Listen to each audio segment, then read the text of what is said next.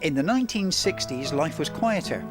People were more relaxed, and on railway branch lines, some employees of British Rail did things that would be unthinkable today in this 21st century, where safety standards are constantly under scrutiny. A DMU on its way to Gunnislake from Bere Alston in Devon. It's not in a hurry. In fact, the driver suddenly realises that tomorrow is Mothering Sunday. And since he has no mobile phone to ring into Flora, he stops his train to pick daffodils for Mother from the side of the line. By the way, don't try this at home, especially if you're an HST driver watching. Railtrack would not be amused. Come to think of it, BRHQ would have probably had a seizure if they'd known about this. Doesn't this epitomise the 1950s and 60s, when life was enjoyed at a slower pace and what the heck attitude preceded troubled times ahead, especially for the branch lines of the United Kingdom? Fortunately, this one is still operational, in part anyway, but there's a big story to tell about its history and lots of experiences that will recall memories of a spectacular West Country branch line. It will include the events surrounding the last train to Callington.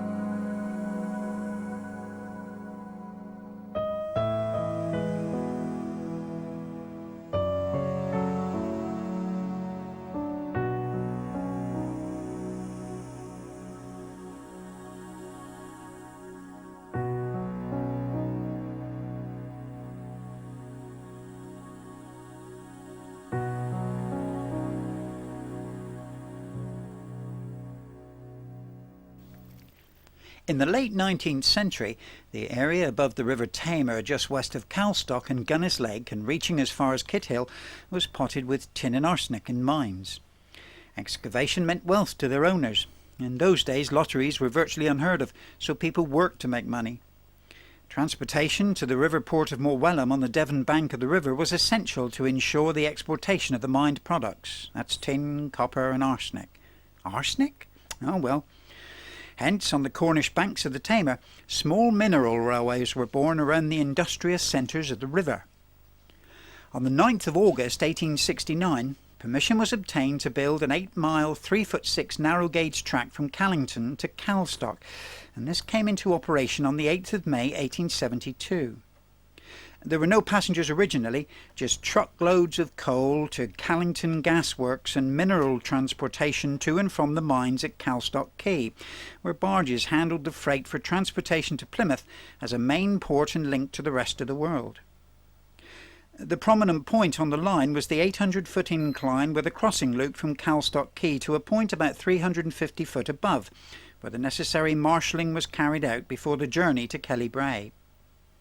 The 1-in-6 gradient was worked on a counterbalance principle with the assistance of a stationary engine housed at the top of the incline, the maximum load being 2 loaded or 3 empty wagons. From this marshalling yard at the top of the incline, the trains were worked forward by 2 identical 040 saddle tank steam locomotives built in 1871 by Neilson & Co. of Glasgow. And during the 1860s, the mining industries prospered in the Tamar Valley. But as the Industrial Revolution progressed, a depression set in, and this brought many changes to the area and a new competition from the LSWR. In June of 1882, the directors approved a motion to sell off the East Cornwall Mineral Railway. The London and South Western Railway completed the extension of its tracks from Lidford to Plymouth through Tavistock North on the 2nd of June 1890. They had their eye on the passenger potential of the Callington to Bere Alston route, so in 1891 took over the East Cornwall Mineral Railway, which had already been absorbed into the Plymouth, Devonport and South Western Junction Railway. The conversion from narrow gauge to standard gauge was then undertaken. Now it was just a short route across the Tamar to Calstock and into the eastern areas of Cornwall. In those days, the branch line starting at Bere Alston could be accessed by way of the LSWR's main line from Plymouth, Devonport, Kings Road, Ford, Camel's Head, St Budo Victoria Road Tamerton Folliot, Bere Ferrers, and finally Bere Alston.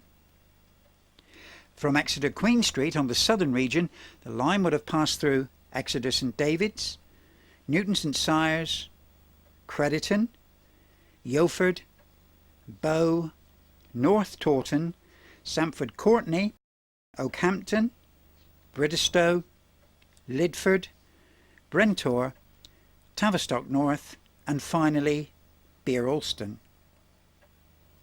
And from Bere Alston the branch train would have followed the line across the Tamar into Calstock, Gunnislake, Chilsworthy, Latchley, Sevenstones Holt, Luckett, and into Callington, stopping short about a mile north of the town at Kellybray. It's sort of in the middle of nowhere, a mile or so from the village of Bere Alston, quiet, reserved, and always with an anticipation that something will come blasting through like the Waterloo to Plymouth Express, or trains hauled by the Great West Country class bullied Pacifics of yesterday, thundering and challenging speed barriers. In fact, just the other side of Bere Alston, on its approaches to Tavistock, expresses could often reach in excess of 80 miles per hour. Imagine the sound of that. But only the quiet purr of commuter DMUs drown out the country noises of the station today. It's here at Bere Alston that the highlight of the day is the changing of the points to send the unit out of the station towards the Calstock Viaduct. So little noise to accompany this train. In fact, the present owners of part of the station, Fay and Carl Jones, don't even hear the modern-day DMUs. Carl sleeps soundly through the ritual, while the link buses from the village always wake him up. If Wales and West Railways of the 21st century know where this obscure West Country station is... Oh, hang on a minute.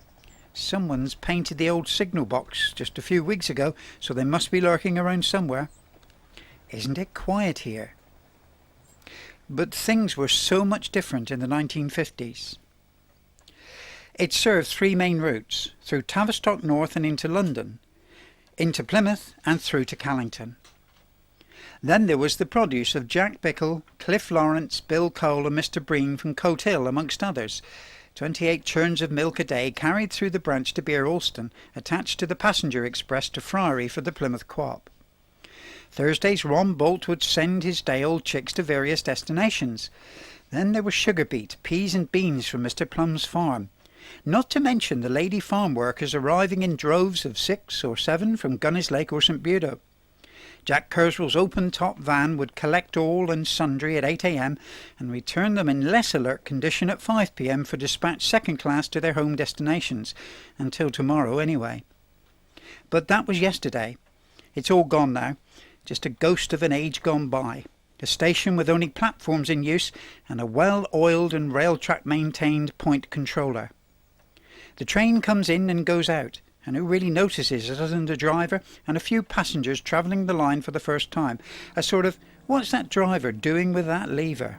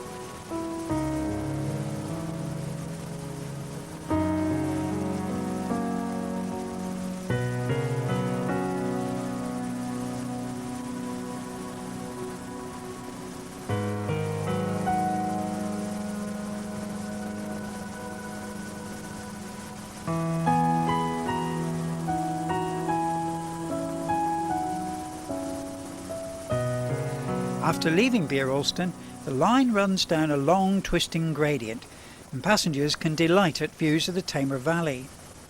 A cutting and small woods leads to Calstock Viaduct, a superb structure and a landmark in the valley today, towering majestically above the dwelling and millionaire hideouts along the riverbank. The LSWR contracted John Charles Lang of Liskeard to build this one. His original estimate of £48,000 was short of 6,700 odd. He was also short of a good cost accountant by the sounds of it. But the LSWR paid the extra without a fight, and the viaduct was completed. Devonshire and Cornwall were connected across the River Tamar with this 12-spanned magnificent-looking brick structure. It was 120 feet high, with spans 60 feet apart. And on the 6th of February 1908, the Board of Trade Inspectors, maybe overcome with awe, declared the structure safe. And on the 2nd of March, the branch line opened. The old stationary engine that hauled cars up the incline from Calstock Quay was pensioned off in 1913. After all, it had been redundant since the erection of the wagon hoist for raising or lowering cars from the quay. The Plymouth, Devonport and South West Junction Railway Company had this one built as a matter of ongoing economy. But even this was abandoned in 1934 after a decline of minerals to be shipped on the line. Ah well, that's progress indeed.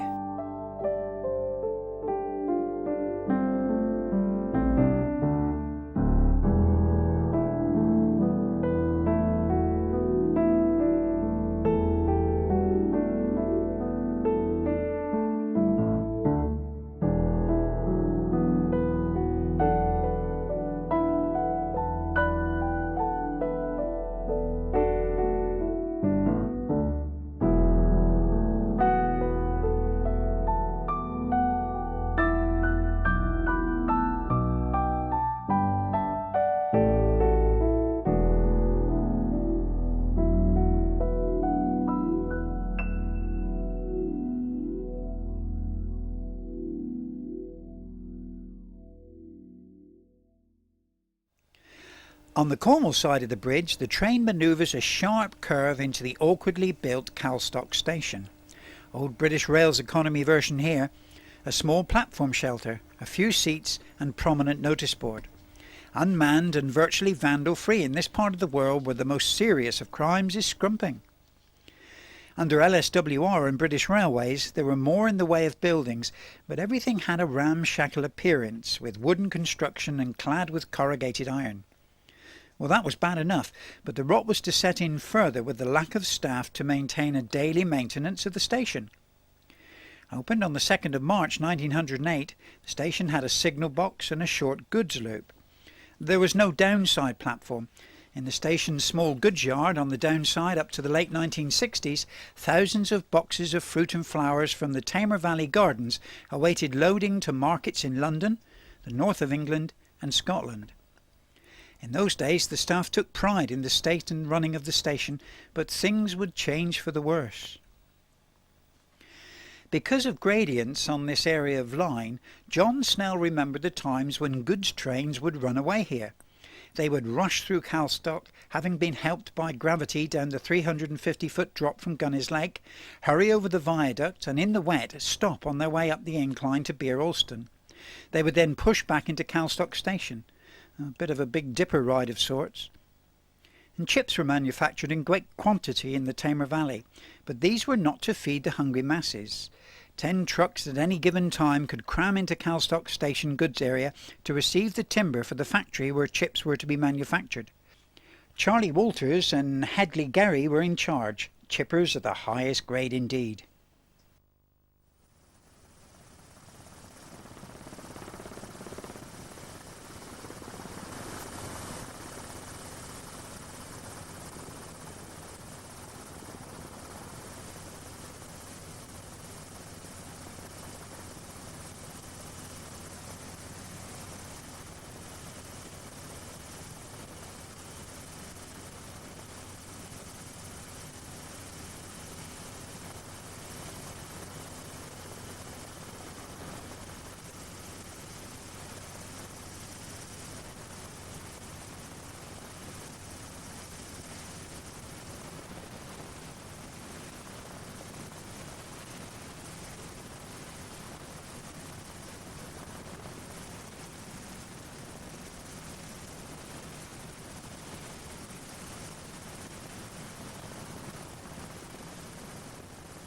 It's now a 4.5 mile route to Gunnislake station. Over 130 years ago, this stretch of countryside would have been a hive of building activity. Navvies, sometimes accompanied by their wives and families, contracted by the East Cornwall Mineral Railway, would have worked from sunrise to sunset for 2 and 6pence per day. There was rough living, hard drinking and swearing, occasional riots and fights. And the men were just as bad. Attitudes that were most unwelcome in the area. One navvy reportedly worked overtime, earned 5 and 6pence, and travelled all around the area until he could find a pub that would serve him, and there he spent a lot on drink.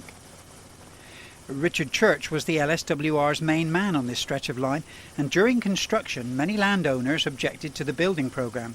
They just wouldn't listen to reason. Church had difficulty in listening to their objections too. He was partially deaf and had to be spoken to loudly through a tube acting as a deaf aid. Now that would have made interesting viewing. "You're not coming through my land." "What did you say?" "I said you can't build that railway here." "Eh?" "Oh, forget it." Well, the line was completed at a cost of £180,000, so London is not the only part of England connected with tubes. Having passed Calstock Church and Oakle Tor, the journey now takes us to the terminus of the line today, Gunnislake Station. This is situated on the south side of the A390 and is one of those park and ride terminus stations. Unmanned, uninteresting and certainly unworthy of such a lovely branch line. It was actually sited here as late as 1994, and until that time the main station was just across the A390 accessed by way of a low bridge which had to be demolished by Cornwall County Council due to height restrictions. During the resiting, the line between Calstock and Gunnislake was closed for traffic for some 4 months. The LSWR originally built the station high above the main part of the large Tamar Valley mining village that it served. It was basic in design, not unlike Calstock, but with corrugated sections, and had extensive sidings on the west side of the island platform. It also had the exclusive luxury of a double-sided canopy. Until 1966, Callington had been the main terminus of the line through the Tamar Valley, but after its closure, Gunnislake became the terminus of the line, which soon deteriorated with only one track left in use. The former island platform bare, apart from a small shelter and the former goods yard, a rubbish-filled car park. This was the sign of things to come, a legacy of growing careless standards in society. It was here in better days that cider apples were loaded to white ways of Wimple under the direction of Mr. Sleeman of Albaston. Pit props were exported from Gunnislake by the Duke of Bedford Woods at Gulworthy for the coal mines of Wales and the north of England. By the way, each station had its own internal telephone code, and Gunnislake was 4. Here we are in the 21st century, and this is the site on which busy Gunnislake station used to sit. Hard to imagine that it used to accommodate up to 80 passengers a day, not to mention the goods activity. And then there was steam, steam and more steam, all gone now. All that are left are the memories, and even these are decaying in today's world, more worthy of fast living, profit-making, lotteries and perishing accountants with their number-crunching activities. Now we're on the stretch of line that's no longer operational. We're on our way to Callington. Well, Kelly Bray anyway. Next stop, Chilsworthy! Chilsworthy!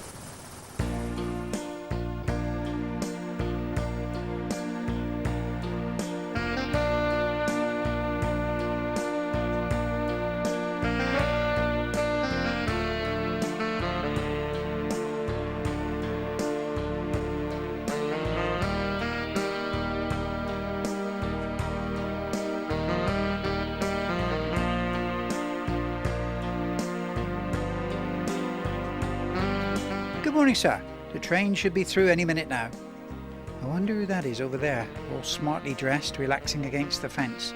Could it be John Snell? Probably not, since his photograph was taken in 1910. Well, that would make him over 100 years old. Whoever he is, I don't like the look of him. He's up to something. Perhaps it's the LSWR auditor. No, he only visited man stations. This is Chilsworthy Halt, opened on the 1st of June 1909. It was a basic stopping point, built of stone covered with compacted chippings. A 4-star, now a 3-star, perhaps 2-star. No, I don't think this corrugated iron shelter would have any stars at all. At least it has an oil lamp to see which side of the train to get on. One thing's for sure, you can see fantastic views of the Tamar Valley from here.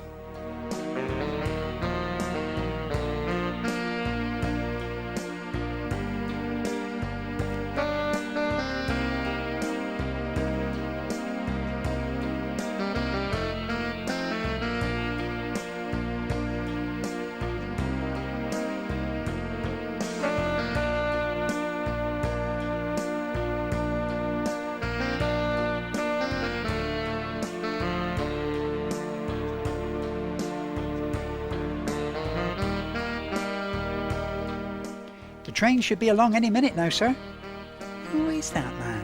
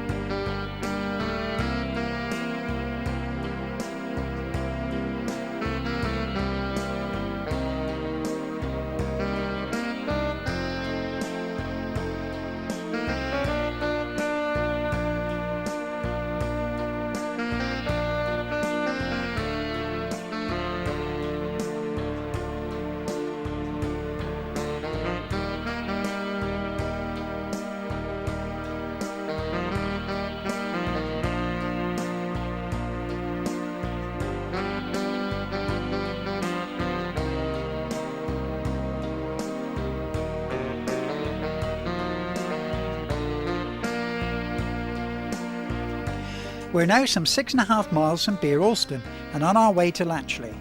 Before Latchley station was built, the site was known as Cox's Park Depot and served a mineral point for the nearby quarry. Named after the village some 1.5 miles to the north, this was another of those basic stations. The shelter here could protect crowds of passengers from the elements. At least 3 at a time could squeeze into the luxury of a tinned-roofed halt-styled Hilton. Try saying that with your teeth out. In the 1940s, some 10 passengers a day would use this halt. If all at once, they would have to take turns to use the shelter. A distinctive character of this little country station was the ungated crossing. Lookout engine drivers and road users alike. Freight ceased to be handled here in 1949, and everything closed on the 7th of November 1966 with the other stations between Callington and Gunnislake. If you blink, you'll miss it.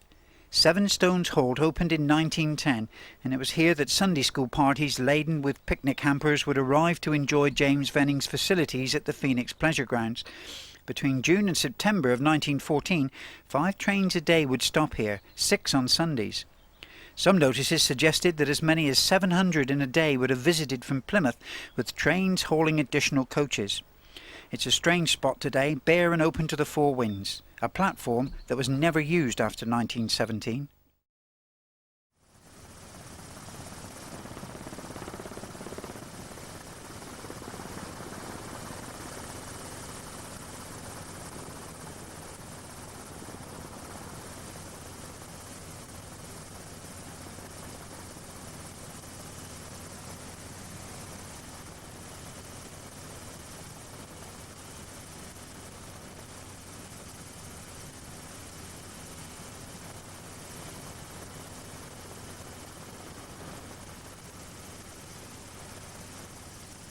Luckett was originally known as Monk's Corner Depot before the LSWR constructed a station here in 1908. It changed names again to Stoke Climsland in 1909 and subsequently to Luckett. It had a passing loop, a few short sidings and a loading dock. And the station building was constructed of wood with corrugated iron, although less conspicuous than in the previous stations. By the way, if you wanted to reach Luckett on the internal phone system, you would have dialed 2-1. That tended to indicate the nature of the station, usually busy and important. It was just to the northeast of Kithill, and high above the village of the same name some 2 miles away. On a short goods loop was the track of an inclined tramway, which ran off from the route to serve Kithill Quarry. It's that man from Chilsworthy. Good morning, sir. Nice day again. Who the heck is he? The station house is still very much in evidence, and the present owners have created a true memorial to this, the penultimate station to Callington. It's found halfway down a hill from the road into Kellybrae. The overbridge is deteriorating fast, but there can be no mistaking the station site. I know I shouldn't feel envious, but this will do nicely for my retirement. I'll just check my piggy bank.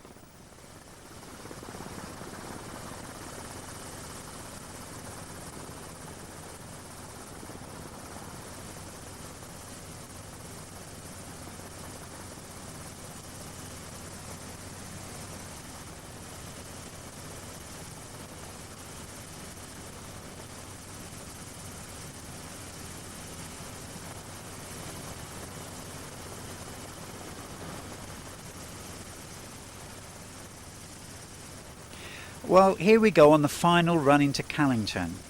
And even though the track has long gone, the bed and route is still indelibly marked on the landscape, although there would be far too many obstacles to relay the track through to the terminus today.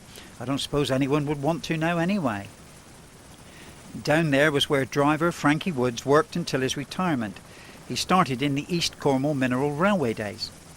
Then there was Bill May, driver in charge, and Jack Wickett, famous for never letting a train slip even in misty, damp weather with a heavy train.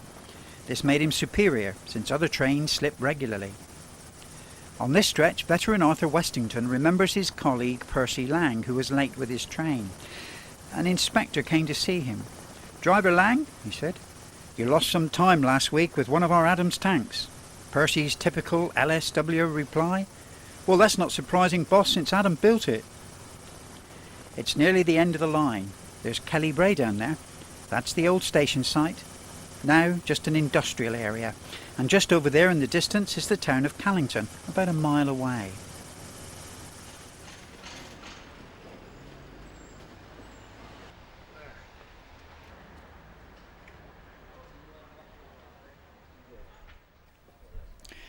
A nice little Cornish town, but no station. Actually, in 1895 there was a public meeting where a railway from Saltash to Callington was proposed, passing through St Melian and St Dominic, with its terminus on the north side of the town. The cost accountants had budgeted just under £100,000, and in 1900 the proposers obtained the Callington Light Railway order. At last a station for Callington. Nope. By 1909 no work had started, and the GWR introduced a bus service from Saltash, and this was considered adequate. No station for the town of Callington. Never mind. But just up the road was Kellybrae. Now that would just have to do. Today, just an everyday industrial estate, quite ordinary really, nothing to shout about, hardly recognisable as an old busy station site. But it was, and here are the images to prove it. When the East Cornwall Mineral Railway opened on the 7th of May 1872 to serve the mining industry, it was simply known as Kellybrae, situated about 1 mile from the main town of Callington. The LSWR renamed it Callington Road when passenger traffic began on the 1st of November 1909. Until 1949 its authentic title was Callington for Stoke Climsland. It bore a distinctive covered roof, and to its last days was a testimony to the station staff in that it was usually kept neat, tidy and clean. Some even ventured to say that it was the best kept station on the southern region for many years.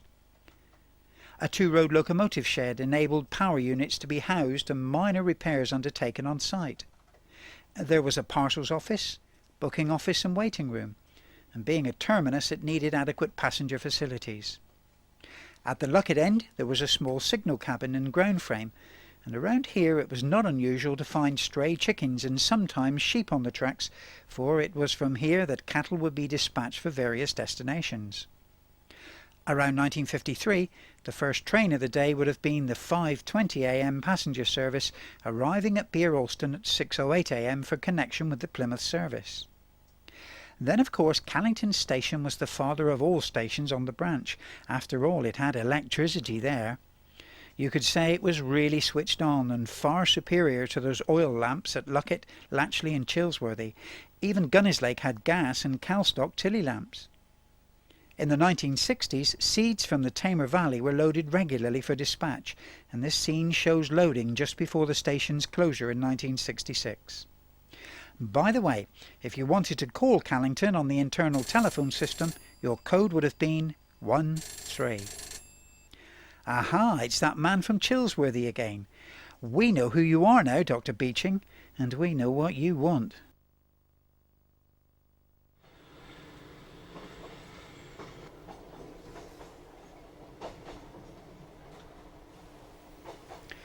The journey from Bere Alston to Callington from the helicopter gave a geographical view of the entire trackbed. The railway line's still there to Gunnislake, but sadly missing to Callington. But don't despair. What BR disposed of, certain amateur cinematographers kept on film as memories, so we can now make the return journey from Callington to Bere Alston with this unique and rare amateur archive footage. It even includes views from the cab of a DMU in the 1960s. Obviously, some of the footage's quality leaves a little to be desired, but the images are unique and very important to our journey into the past.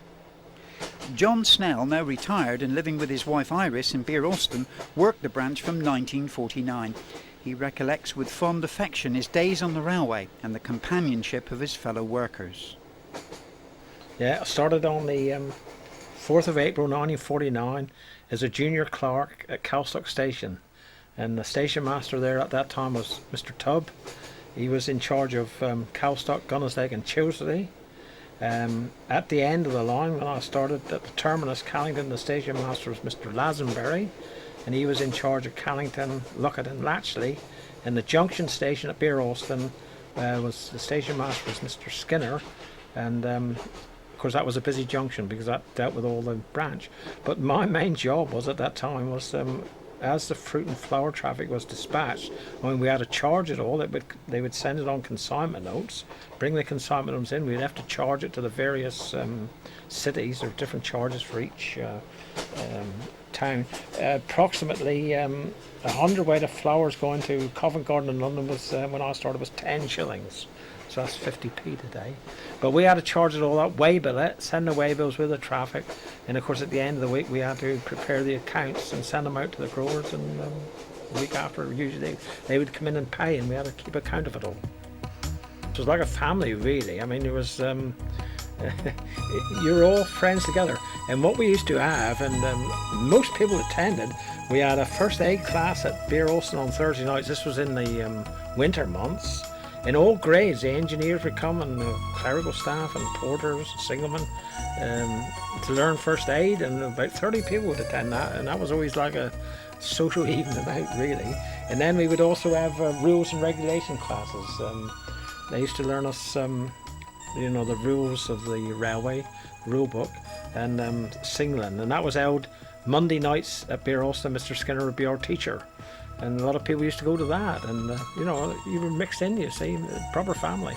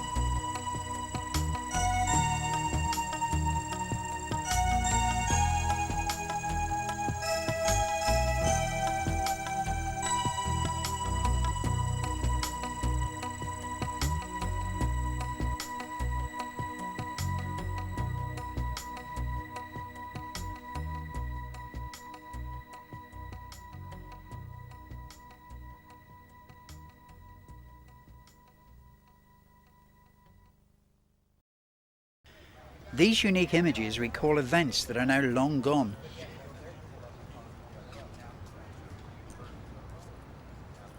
A DMU special packed with enthusiasts from Plymouth visits old Gunnislake station sometime in the 1970s. Hey there, get off that line. Passengers must not trespass on the line. Good grief, they'll be picking daffodils for mother next. Note the plush station building with its beautifully kept exterior.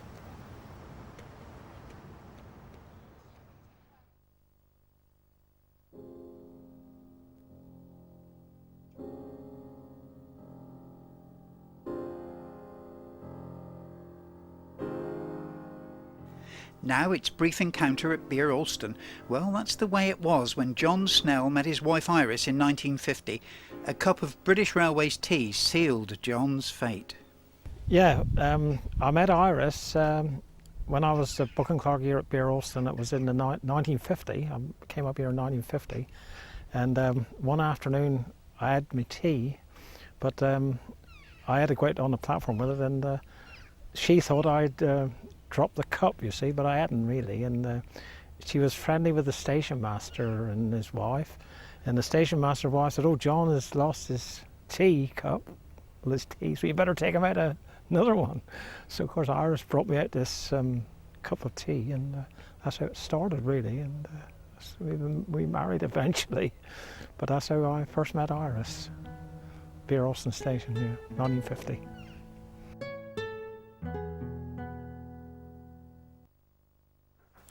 In 1958, it wasn't leaves that stopped the train, but a new menace invaded the railway line, causing the train to slip. Was it snow? Was it vandals? No, it was caterpillars, thousands of them crossing the line all at once. The 443 from Calstock had to stop, and the driver had to pour sand over the mangled bodies so that the train could resume its journey up the bank to Bere Alston. If only they'd used the level crossing. During the Second World War, evacuees from Plymouth came to the Tamar Valley to shield themselves from the intense bombing raids of 1941. John Snell explains. In 1940-41, when the Blitz in Plymouth was on, I mean, loads of people had to come out to the countryside, Bere Alston, Gunnislake, Calstock, places like that, and they would stay overnight. They would stay in the local churches, chapels and schools. No beds would be provided, but they would just sleep on the floor, but they would be outside the Blitz, you see. Does John feel that the remaining line will ever close? Yeah, well, I think it is important that the line remains because of especially road access, say from the Bere Peninsula, because the road access is not good, you see, and it's a very important link, and also to the other side, the Tamar Valley, Gunnislake and Calstock. I think it's they could only take way of getting into Plymouth, which is the main centre, you see. And what about introducing steam back onto the branch as a tourist attraction? I think that would be very difficult because there was always a problem with water, and they could only take water at Calstock and Callington station. Of course, Callington station is no longer there, but that would be a problem to supply the water, and I suppose coaling facilities, they could overcome that, but it would mean large tankers, I think, for water.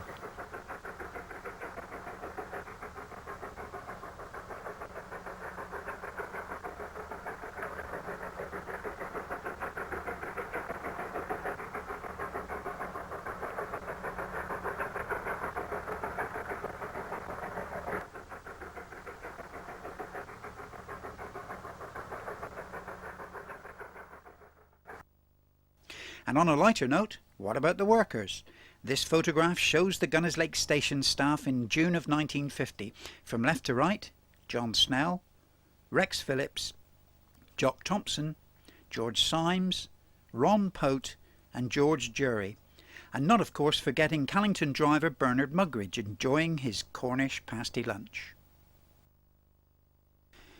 For the more discerning rail enthusiast, we can now recap and closely identify some of the more prominent steam-powered units used on the branch. This Nielsen & Co. 040 3'6" saddle tank worked the line in the East Cornwall Mineral Railway days from 1871. It was one of a pair. 060 side tank, built by Hawthorne Leslie, works number 2697 with outside cylinder, hauled passenger traffic on arrival for the Plymouth, Devonport and South Western Junction Railway. When it arrived, the manufacturers had wrongly painted H.S. Harris on the side instead of A.S. Harris, the railway's director. PD and SWJR Class 757 Earl of Mount Edgecombe was built by Hawthorne Leslie and used on the line from 1907. The Lord St Leven, also 757 class, was its twin sister. Both were used on the branch until 1957. Adams 02004 tanks were extensively used for freight and passengers, as seen here with 30236. 30183, 30192, 30216 and 30225 were also used in this class. Regular working units from Plymouth calling at Bere Alston included this Drummond M7 class. Ivett LMS 262 tanks such as 41275 were used in later years. 41315, 41316 and 41302 were also used extensively pre-dieselisation. I'll let John Snell fill in any gaps. The main, when I started, it was they had the two original Plymouth, Devonport and South Western Junction 062 engines. That was the Earl of Mount Edgecombe 757 and the Lord St Leven 758.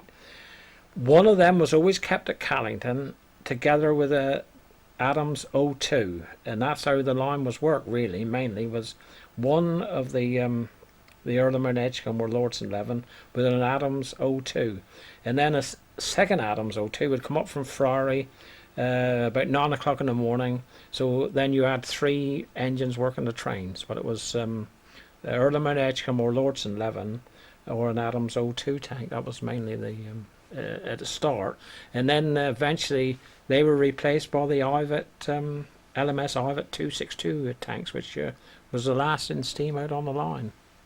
Rarely, I did see a tender engine, and that was an Adams 395060 tender. They had that one when there was water shortages, but it was never a very successful engine. It wasn't very powerful, and they would get rid of that as quickly as possible, actually.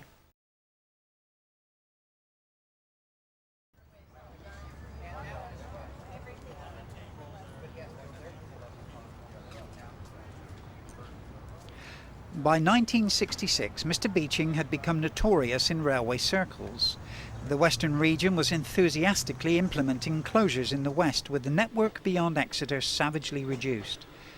Bere Alston to Oakhampton was to close, and the Callington branch was to be terminated at Gunnislake. So, on Saturday the 5th of November 1966, the last trains of the full service to and from Callington were well patronised, so much so that Callington actually ran out of train tickets. Rail enthusiasts from all parts joined staff to say farewell to Chilsworthy, Latchley, Luckett and Callington stations. Normal services ran throughout that day, and the images you are viewing are of one of the last services from Bere Alston. The Lanson Railway Circle placed a wreath on the 740 out of Callington inscribed, "With loving memory, goodbye my friend, this is the end." The driver of the last train was Sid Whiteway and the guard L. Hooper. And early in the day, officials of Callington Council turned up to pay their respects, and a talk by D.A. Trevanion, president of the Old Cornwall Society, was given, a sort of requiem. So, what you are viewing now is unique history. Indeed, you've actually come aboard the last train to Callington.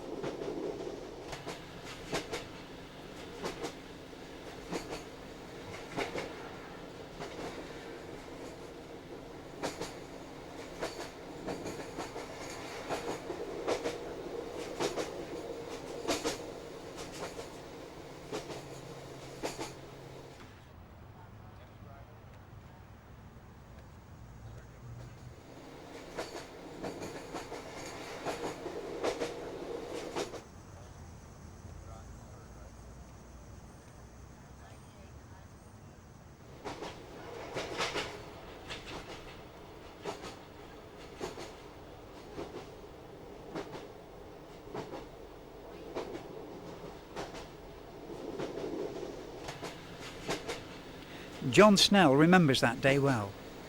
Yeah, I was the late turn that day, and a lot of people from Bere Alston went down to see the last train off. It was 10:05. Of course, they couldn't travel on him because there was no return service, you see, but they did go down and see him off. And people from Callington, I think they came over on the 9:30, I think it was, in the evening from Callington to Bere Alston, and then they returned, of course, on the same train. But in the Latchley Railway Circle came and supported the event, and they put a wreath on the front of the. It was a diesel unit at that time, you see, but. Yeah, there was a lot of people about that night down the station, and a bit of a sad time, I think, really, like, you know.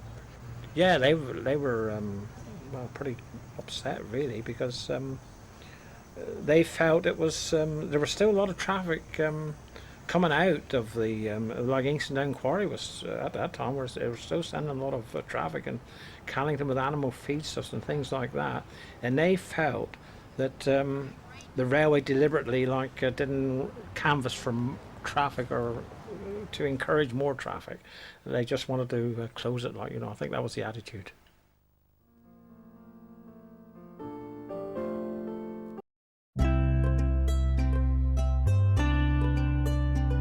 Please visit our website for news about new productions that are on the way, and you can support my work on my Patreon page. Thank you.